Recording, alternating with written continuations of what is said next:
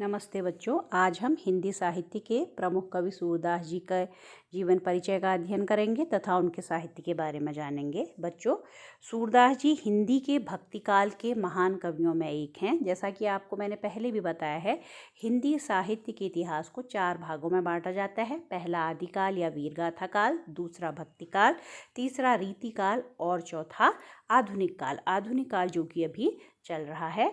तो जो सूरदास जी हैं वो भक्ति काल के प्रमुख कवियों में एक हैं। ये भगवान श्री कृष्ण के भी अनन्य उपासक थे और ब्रज भाषा के श्रेष्ठ कवि रहे हैं। और इतना श्रेष्ठ इनका साहित्य है कि इन्हें हिंदी साहित्य का सूर्य माना जाता है। इतने चमकते हुए ये है हिंदी साहित्य में कि इन्हें हिंदी साहित्य के सूर्य की संज्ञा दी गई है।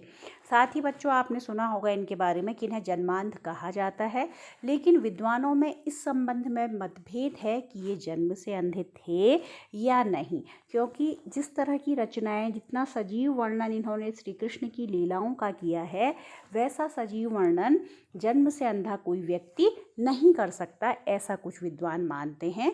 तो ये फिलहाल मतभेद का ही विषय है कि सूरदास जी जन्म से अंधे थे या नहीं। चलिए इनका जीवन परिचय पढ़ना हम प्रारंभ करते हैं।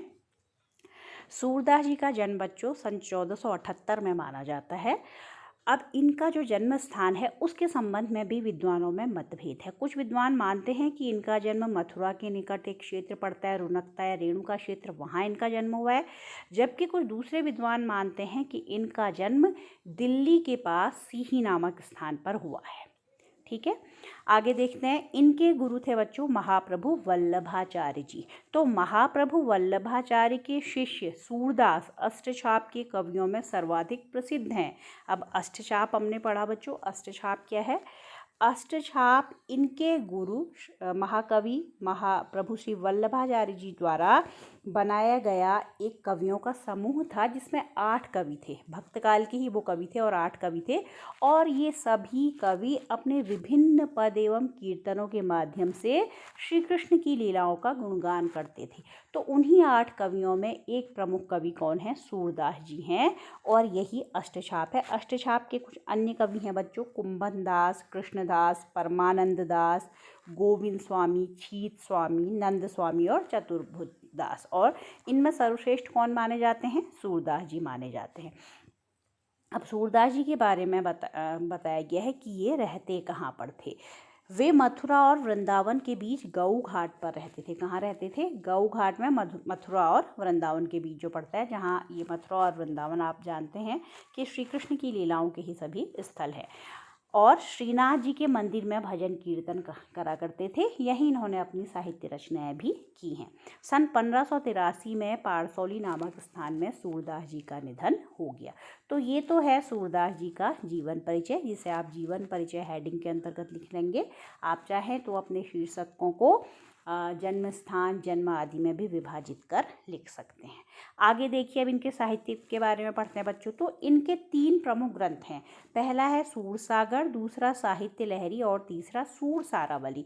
तो ये तो इनके वो ग्रंथ हैं जो अभी प्राप्त होते हैं। 2 इनके ऐसे भी ग्रंथ हैं जिनका नाम सुनने को मिलता है, लेकिन ये ग्रंथ अब उपलब्ध नहीं हैं। ये हैं नल दमयंती और ब्याहलो। तो ये 2 ग्रंथ इनके प्राप्त नहीं हैं। तो मुख्य हम 3 ही इनके ग्रंथ मानते हैं जो कि अब मिलते हैं, सूरसागर, साहित्य लहरी और सूरसारावली। सूरसागर में बच्चों 1.25 लाख पद इन्होंने लिखे थे, लेकिन इनमें से अब केवल 7-8 हज़ार पद ही हमें प्राप्त हैं, हमें उपलब्ध हैं। और सूरसागर ही इनका सबसे ज़्यादा लोकप्रिय ग्रंथ है। इस ग्रंथ में देखिए क्या बताया है। खेती और पशुपालन वाले भारतीय समाज का दैनिक अंतरंग चित्र और मनुष्य की स्वाभाविक वृत्तियों का चित्रण सूर की कविता में मिलता है। खेती और पशुपालन वाला भारतीय समाज कौन सा समाज? कृषक समाज, ग्रामीण समाज।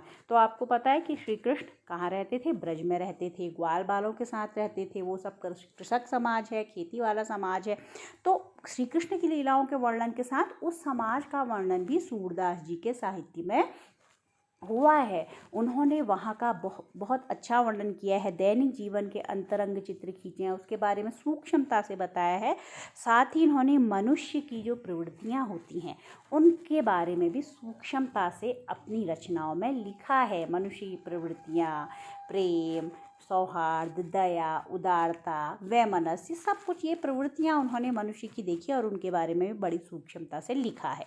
अब देखिए किस किस रस में इन्होंने लिखा है, क्योंकि कविताओं में रस भी होता है। तो सूरदास जी वात्सल्य रस और श्रृंगार रस के श्रेष्ठ कवि माने जाते हैं। वात्सल्य रस इनकी उन रचनाओं में मिलता है जहाँ पर यशोदा मैया और श्री कृष्ण की लीलाओं का वर्णन है। श्री कृष्ण की बाल लीलाओं के वर्णन में हम देखेंगे वात्सल्य रस है, और जहाँ पर गोपियों और श्री कृष्ण के प्रेम का वर्णन है वहाँ श्रृंगार रस का वर्णन है बच्चों। आगे देखिए क्या बताया है रचनाओं के बारे में। कृष्ण और गोपियों का प्रेम सहज मानवीय प्रेम की प्रतिष्ठा करता है। देखो श्री कृष्ण बच्चों इतने बड़े भगवान थे, साथ ही राजा थे, लेकिन उन्होंने गोपियों के साथ प्रेम किया जो कि सामान्य नारियां थी। तो इस तरह से इन्होंने मनुष्य के साथ प्रेम की प्रतिष्ठा की है, सहज मानवीय प्रेम किया है। उसमें किसी तरह का वर्ग भेद नहीं है, वर्गों का भेद नहीं है कि राजा है तो उन्होंने राजा से प्रेम किया। तो इस तरह से सहज मानवीय प्रेम, सभी मनुष्यों से उन्होंने उसी तरह का प्रेम किया, ये बताया है। सूर ने और क्या किया, देखो सूरदास जी ने श्री कृष्ण जी का जो ब्रज में जो वर्णन किया है, वहाँ वो ग्वाल वालों के साथ रहे, उस वर्णन में क्या हुआ है बता रहे आगे।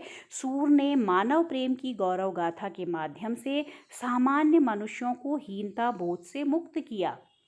जिन ब्रजवासियों के साथ श्री कृष्ण जी ने प्रेम किया था वो सामान्य मानव थे, वो राजा नहीं थे, किसी राज दरबार में नहीं रहते थे। तो एक राजा सामान्य मनुष्यों के साथ प्रेम करता है। सभी ग्वाल बाल उनके संगी साथी थे, गोपियों के साथ श्री कृष्ण ने प्रेम किया।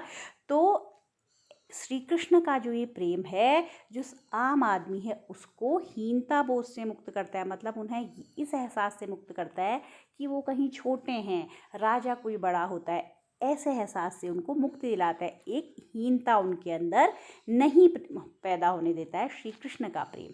आप जानते हैं उनके मित्र भी एक बड़े गरीब ब्राह्मण थे, सुदामा जी श्री कृष्ण के। तो इस तरह श्री कृष्ण के प्रेम का जो वर्णन सूरदास जी ने किया है, उससे एक क्या संदेश समाज में गया कि समाज में सभी लोग क्या हैं, समान है। इस तरह से कुछ लोगों को, जो निम्न वर्ग के लोग हैं, उनको हीनता बोध से मुक्त करने का कार्य किया सूरदास जी के काव्य ने, और उनमें जीने के लिए एक ललक, एक इच्छा पैदा की। ठीक है, अब भाषा के बारे में बताया है, मैंने पहले भी आपको बता दिया।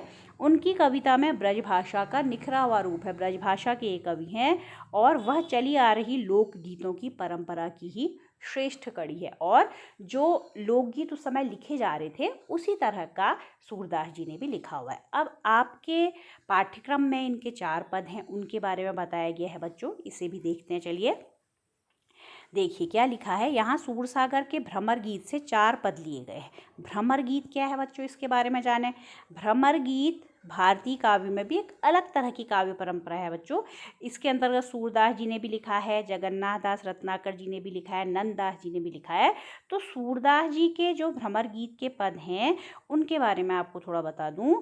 जब श्री कृष्ण भगवान ब्रज से मथुरा चले जाते हैं, तो ब्रज से वो मथुरा चले जाते हैं और उसके बाद वो लौटकर नहीं आते हैं, जबकि उन्होंने गोपियों से तथा ब्रजवासियों से कहा था कि मैं लौटकर आऊँगा। अब श्री कृष्ण खुद तो आते नहीं हैं, बल्कि वो क्या करते हैं, उद्धव एक भक्त थे, ईश्वर के बड़े भक्त थे, उनको वो भेज देते हैं संदेश देकर गोपियों के पास। ठीक है, और जब गोपियों को उद्धव अपना संदेश दे रहे हुए, उद्धव क्या थे, ईश्वर के बड़े उपासक थे, और वो प्रेम की बातें नहीं समझते थे, बल्कि केवल ज्ञान की बातें करते थे, योग की बातें करते थे। तो जब श्री कृष्ण ने मथुरा जाने के बाद स्वयं ने लौटकर उद्धव के जरिए गोपियों के पास संदेश भेजा, और इस तरह से गोपियाँ जिस विरह वेदना से अभी गुजर रही थी, श्री कृष्ण के दूर चले जाने के कारण जो पीड़ा उनके हृदय में महसूस हो रही थी, जिससे वो गुजर रही थी, तो वो अपना ज्ञान देकर उस पीड़ा को कम करने का प्रयास करते हैं। लेकिन गोपियों को उद्धव का ये संदेश, उद्धव के उपदेश बिल्कुल भी पसंद नहीं आते हैं। जिस समय उद्धव गोपियों को उपदेश दे रहे होते हैं, उसी समय वहाँ एक काला भौरा चला आता है। तो अब गोपियाँ क्या करती हैं, सीधे सीधे से तो उद्धव से बहुत सारी बातें नहीं कह पा रही थी, लेकिन अब उस काले भौरे के माध्यम से बहुत सारी बातें किसको कह देती हैं, उद्धव को कह देती हैं। तो यही जो पद हैं, यही इस समय लिखे गए पद ही क्या कहलाते हैं, इस बारे में लिखे गए पद भ्रमर गीत कहलाते हैं। भ्रमर का अर्थ क्या होता है, भौंरा होता है। ठीक है, तो उद्धव का संदेश गोपियों को पसंद नहीं आता है, क्योंकि गोपियाँ प्रेम मार्ग को पसंद करती थी, जबकि उद्धव केवल ज्ञान मार्ग की बातें करते हैं। तो यहीं से भ्रमर गीत का बच्चों प्रारंभ है। गोपियों ने उस भौरे के बहाने, भ्रमर के बहाने उद्धव पर बहुत से व्यंग किए। तो ये 4 पद आपके में हैं। ये 4 पद क्या हैं, अब हम इसे अगली कक्षा में पढ़ेंगे बच्चों। धन्यवाद।